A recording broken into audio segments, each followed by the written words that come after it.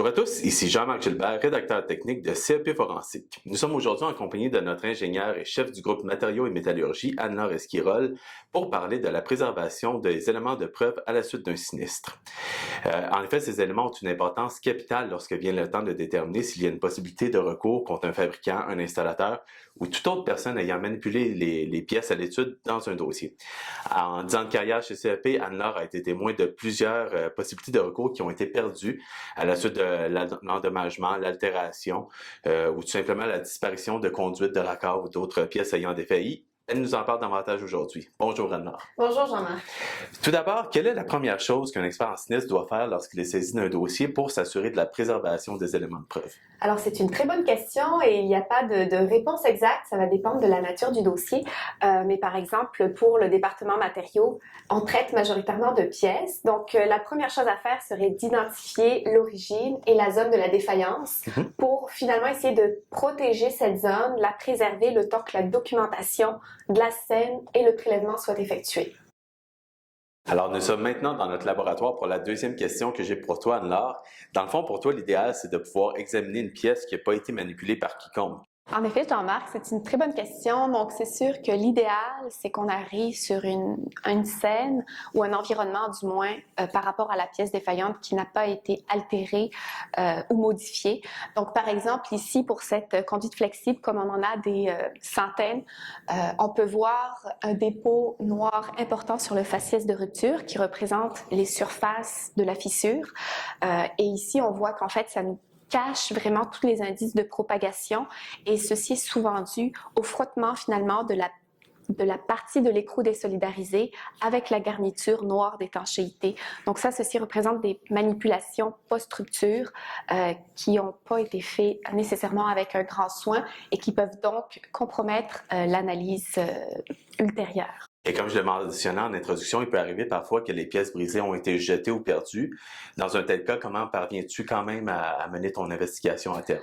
Alors, ça dépend des cas et ça dépend de la documentation présente, mais c'est vrai qu'il nous est arrivé pour de nombreux dossiers d'avoir les pièces été perdues ou alors les pièces ont été détruites. Et dans ce cas-là, donc on n'a pas d'autre choix que de regarder dans la documentation disponible, soit les photographies, les fiches techniques, au final, si on va pouvoir obtenir suffisamment d'informations pour avoir une idée sur la cause de la défaillance. Et par expérience, on a réussi quand même dans plusieurs cas à avoir de l'information, même si ce n'est pas l'idéal. OK. Puis est-ce qu'au contraire, parfois, si tu parviens à prélever une pièce qui n'a pas été manipulée par personne, que malgré tes analyses, tes tests, tu ne parviennes pas à identifier la cause précise de la défaillance? Alors, généralement, si on est sur les lieux, qu'il n'y a eu aucune manipulation, on est capable vraiment d'identifier l'origine de la défaillance. Ça va être le cas, par exemple, quand au final, on se rend compte qu'il y a eu des manipulations qu'on ne sait pas nécessairement. On nous envoie chercher un tuyau fissuré et au final, on prélève la section de tuyau dont on nous a parlé et on fait vraiment de la documentation, on ne trouve aucune zone de défaillance. Et on s'aperçoit au final, avec les faits rapportés en faisant plus d'investigations, que la pièce a été prélevée, par exemple avec le réfrigérateur, au moment de certaines manipulations avant notre présence.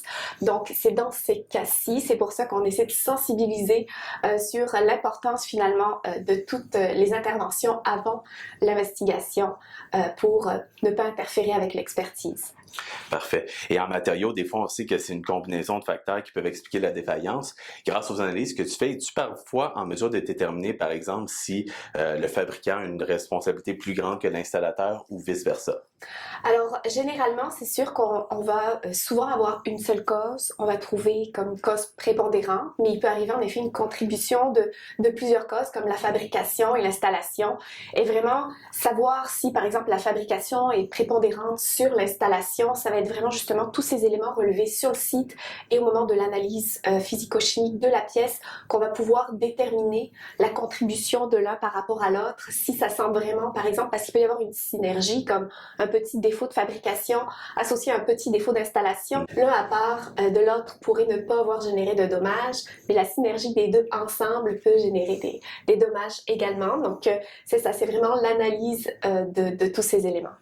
Et comme on le disait, toi, tu œuvres en matériaux, mais c'est aussi important de dire que la préservation des éléments de preuve et l'importance de ne pas altérer la scène d'un sinistre, c'est quelque chose d'important dans toutes les branches de l'investigation forensique.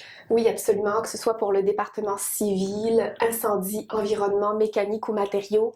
Notre travail, finalement, c'est vraiment d'investiguer tous les indices, tous les éléments, que ce soit sur la scène ou sur les pièces. Donc, c'est important pour tous nos départements et donc pour optimiser toutes les chances de recouvrement pour nos clients. Merci beaucoup pour ces quelques minutes, Anne-Laure. Merci, Jean-Marc. Et vous, si vous avez des questions concernant ce sujet ou tout autre sujet relié à l'investigation forensique, n'hésitez pas à nous appeler, à nous écrire ou à visiter le CEP-expert au pluriel.ca. À la prochaine.